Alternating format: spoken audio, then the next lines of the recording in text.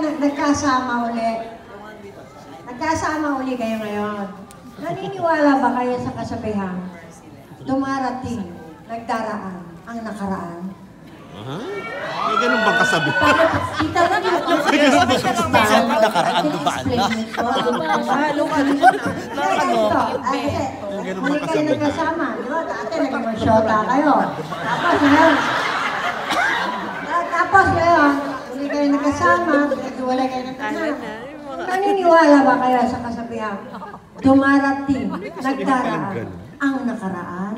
Kaya nakaraan, dumaraan. Sino nagsabi? Dumarating, nagdaraan, ang nakaraan. Parang bumabalik yung past, parang gano'n.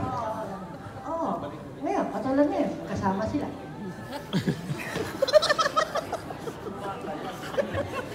Talaga sa mema. Ay, tanong po yun. Tanong po yun. Kung bumabalik, dumadaan, ang nakaraan. Parang si Joros na pinapagaling sa siguro, in some cases, in some cases, Hirap sagot. Ano? Mr. Mayor. Sama pala ako. Hindi, sabi ko nga kay Sharon, sabi ko, siguro ganun talaga yung buhay natin. Hindi lang ako, hindi lang siya, but to most of us. Pero, darating talaga yung panahon na eventually magkikita kayo. No? In our case, na showbiz kami, darating talaga yung panahon na magsasama tayo ulit. No? At may gagawin tayo. And this is happening right now. Maybe from darating, ano yun? Nagdaraan. Dumarating. Hirap? Dumaraan din sa aming mga buhay at dumating kami, magkasama kami. Ganun siguro, dahil nga, tama sayo mo, Tita Mercy, mag-shota kami natin. Tagal ko na din narinig yun So, tagalan natin ang shota, no? yung tagal, Diyos ko, ano na taon din yun? Diyos ko. Hindi na shota. Nagsahin! Gawa na. Hindi mo kumain. Wow! Nung parang, wow, sarap naman tignan. Makainggit Joke ko sa kanya lagi. Hindi, naalala ko yung love story niyo ng araw. Anyway. Alam mo naman ako yung naglalaki ng araw. Pangit naman, di ba? Anyway, may isa pa akong tanong. Nung bang unang araw niyo ng shooting dito sa Tila, 3 Words to Forever, nung una niyo uling pagkikita, eye to eye, Nag-shota ako nung araw. Hindi. Ano ba? Nagkaroon ba yung...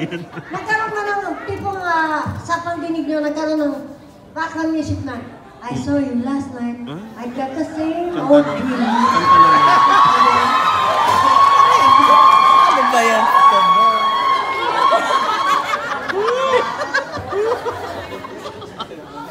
Ano bang tinira ni Tita Mar? Sa amin. Ano lang? Lakas Yung kanta yung iniisip ko. Anong kanta yun? Kino ba daw kayo eye to eye? The first time na nagkita kayo sa shooting. I'm not talking about moving. I don't wanna change your mind. Hindi alam ni Tita Mar siya. There's a warm wind blowing the stars around. And I really love to see you tonight. Yun lang naman yun, kasi may story conference kami. Siyempre naman nagbihis ako, tsaka nagpapayat ako ng konti kasi kung shooting na kami. Ayoko mamukha kami magtiya. Sharon, ano title mo? Bo? Ano title mo? Ano ba?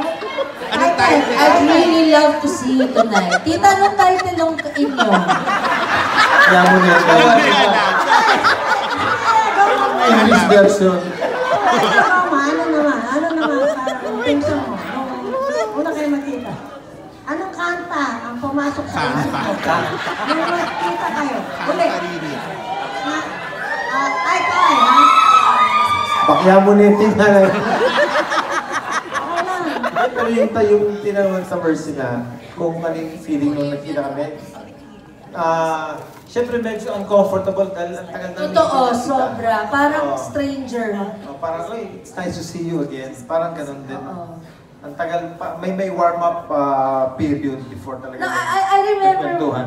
nung magkatabi na kami, medyo a little comfortable na kasi nag-usap na kami, kwentuhan, tumatawa na interview na. So medyo, eto na yung kinasanayan namin, comfortable na ako. I remember, di ba, I did this to your face. I was looking at you. Sabi mo, ang pogi mo pa rin. Hindi ko naman Ay, hindi mo sinabi yun. Alam na natin lahat yun eh. Tange. Yung tinitingnan ko yung face niya. Talagang, syempre, the years have been good to us. He's aged gracefully. Tapos sabi ko, mayor na siya. Dati tatay ko yung mayor. Dati ako yung nasa Dasmariñas Village ng 40 years. Ngayon nasa Forbes Park na siya. Parang ganon. Para lang nung una niyong pagsasama, Ay, meron pa. Strangers in Paradise. Pelikula na naman yun, Tita Mercy, Regal Films yan, naalala ko eh. Itong babauta yun, no? Next movie ko na lang, 10 Ahas ni Eva. Yun na Itong lang. babauta tsaka Snowy Sir na yun.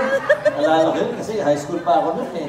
Regal ka na ba na? Hindi pa. Sorry, Viva ako. Oo. So, hindi ko, pero 10 taon, tama. Pero 10. Naalala niyo pa yung taon na sinabi niyo yung 3 words to forever. Yung I love you. Naalala niyo? Alam niyo? I love you. Nung naging mag-shota kami ni Sharon, bata-bata pa lang. Parang teenager pa lang yata. 23 ako. 23 tayo. Ano ka ba yung Alzheimer's na ba yan? Oo.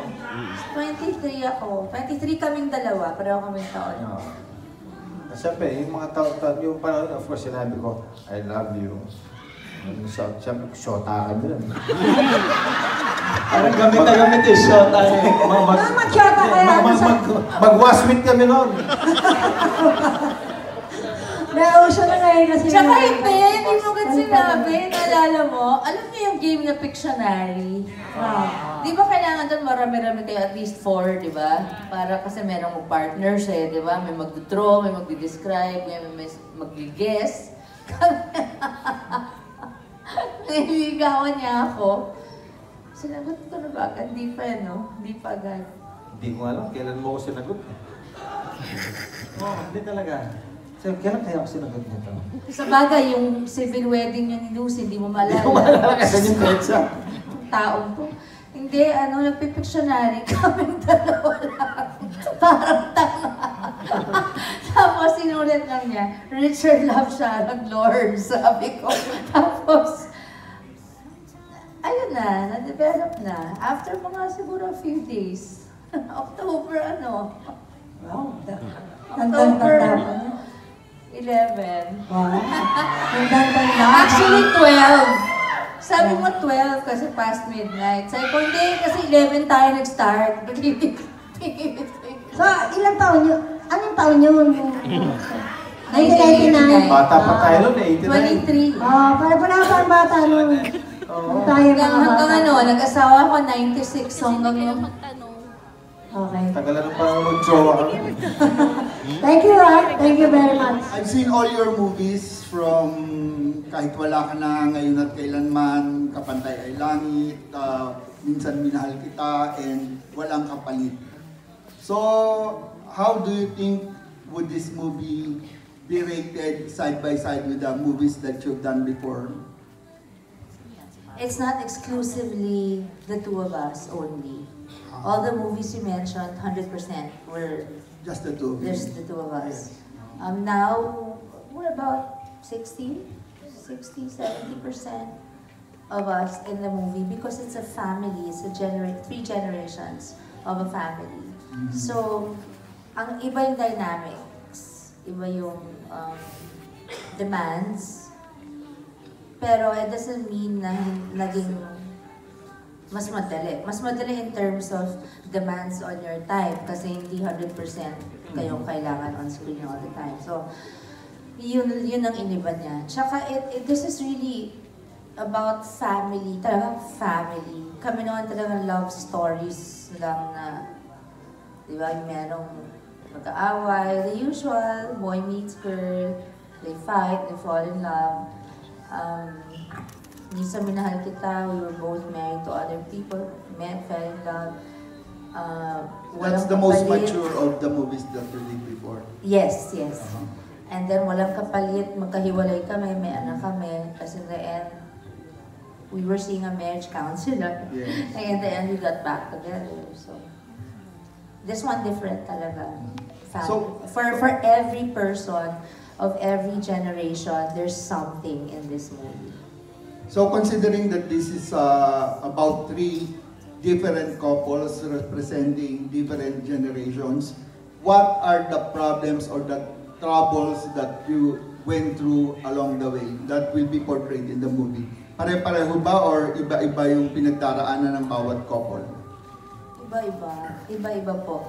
Kasi siya paumpisa pa lang, kami in the middle of dapat yung silver anniversary namin. Si Lizzie and Fred. 55 years na magsa-celebrate na. So, meron pa rin problema kahit gano'n nakatagal. I mean, I know of couples who've been married 40 years but don't really like each other.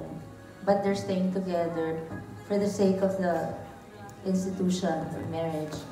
And I'm so sorry. I wish life were that perfect, but I don't think I could. I have only one life to live. I don't think I could be the wife in that relationship. So it's give and take. You should be complimenting each other, making each other happy. So I think dito nakita naman na may effort kasi lahat ng couples from both sides. Hey, Catherine, have you seen any of the past movies of Sharon and Richard? May napanood ka ba? Meron ako napapanood pero hindi po sila together. Napanood ko ibang movies ng Tito Richard with Tita Dawn. So not Tita any Sharon, of their Tita movies Gabby. together? Not yung together, individually. Richard, in the so many years that you've been working together on and off camera, what is the most endearing quality that you got from Sharon and the things that you learned from her and that you really appreciate to forever? One thing I appreciate very much about Sharon is the friendship that we have. No, I appreciate the fact that she, the times na nakakapag-usap kami, she communicates with me. I mean, she can talk to me, and it's not easy na she's able to talk to me, about many things. I think nag-mature na yung level ng friendship namin, no? And marami kaming bagay na pwede na namin pag-usapan. Considering na siyempre kami, we're both married, we have our own family, but it's nice to have Sharon as a friend, a very good friend. Yeah. Ikaw, Ate Shawi, what can you say about your friendship through the years? The same. What I used to be able to, I think when, kunyari, when my Yaya Luring died, she was like my mom, diba? In 2009. I remember after my family was the first person I called kasi he was close to her too. But a lot of times in my life na meron akong crisis or ganyan, siya yung unang na tatawagan ko. So that's how the friendship just, so, and he would listen. It's just now, it's so hard. It's hard at the same time. It's easier because you're more mature. But parang also you lost 15 years, so you have nothing to talk about except the 15 years before. I mean, before the 15 years that you lost. So basically that. Tsaka yung pride ko sa kanya as a mayor. Tsaka ganun pa rin. Maalaga naman kasi ako talaga by nature. So, kung meron may sakit sa kanila, tulad niya, yung ano pa rin, yung concern mo, yung pag-alaga.